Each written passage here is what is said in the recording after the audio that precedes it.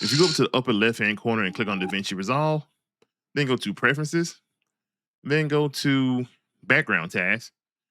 If you enable background render, this will allow you to render full projects in the background while you continue to work on something else in DaVinci Resolve. If it's not enabled, also enable pause background renders on foreground activity, and then hit save. This allowed me to render out an 8-hour project while I continue to work on other projects as well. So right here, I'm just gonna select the in and out point on this little clip here. Then I go to the delivery tab. I'm gonna select my usual render settings. Again, I'm just gonna give it a name, add it to render queue, and then click render. So now you can see it's rendering there. I can go back to the edit page and I can continue working on something else on this page. I can go to Fusion, color page, so on and so forth. Now I can render a project in the background, true enough, but I don't get full functionality of DaVinci Resolve. And what I mean is, if I try to use something like Magic Mask or do something like in 3D or do something with very heavy effects, the program itself will begin to slow down. You kind of pick and choose what you're going to work on when using this feature. So with this, the only thing I really did was a color grade, and I have the bypass on to speed up playback. So I turn it back on. Now you see my playback is at only like 6 frames per second right now. And the color grade I have on this is nothing extensive. So this feature really comes in clutch when you're basically trying to move on to the next project, maybe at least get it set up, get your timeline together, maybe want to skim through your footage and get it on the timeline, pick out your sound effects. Basically want to get your project started, and you can have the other project render in the background. In case you're wondering why this project took 8 hours to render, because it's a 3-hour video and it was about 60 gigs when I was done. Now I've seen 1 or 2 videos talk about the next feature, but I don't think anyone's really pinpointed how epic this is or how pivotal this can potentially be. I've been making macros and presets and stuff like that in DaVinci Resolve for a few years now, and it's always been not necessarily hard, but a little bit of a tedious process to do so. But Resolve 21 makes the process a lot easier. So say, for instance, you watch one of my tutorials and we broke down an effect here in Fusion.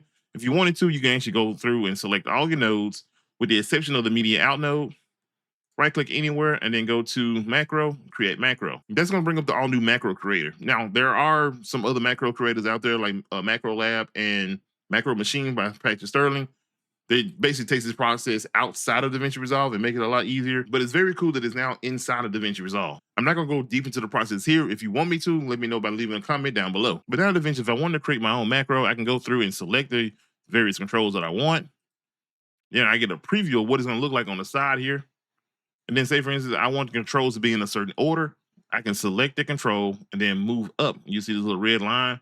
And so now it's above the smoothness. If I let go, it's going to move the control there. To do something simple as that, you just have to copy your node and then paste it into a scripting program or something like Notes++. We basically go through and edit the actual code. So imagine having to go through all this code here just to move 2 controls around. So with the new macro editor, you no longer have to do that, which is awesome.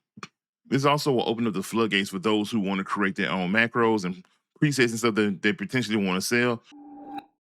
This last feature actually caused me to go back and update my texture pack. I actually went through and put all my texture packs into one big bundle, and I updated a few of them. So in the bundle now, I actually have the PSD file. This is a Photoshop file. You can actually go through and edit these the overlays that I created. The thing that got me excited is you see these AF files.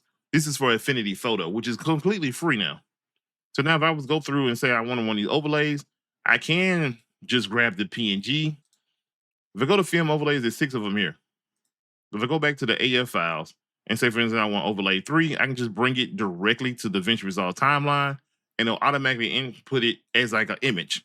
You can see the overlay is there. And so that's cool. It brings it in as an image right off the bat, right from the file off my desktop. But if I wanted to edit that image, instead of having to go back to Affinity Photo, I can just open it up in DaVinci. So if I click on it and go up to split layers in place, it'll divide up the layers that I created in Affinity Photo, and I can do whatever I want to from here. So if I select this top one here, hit D to disable, you see it get rid of the little pattern hover on the side. And say, for instance, I wanted to change the color of that. Instead of having to go back to Affinity Photo once again, I can hit Control Space.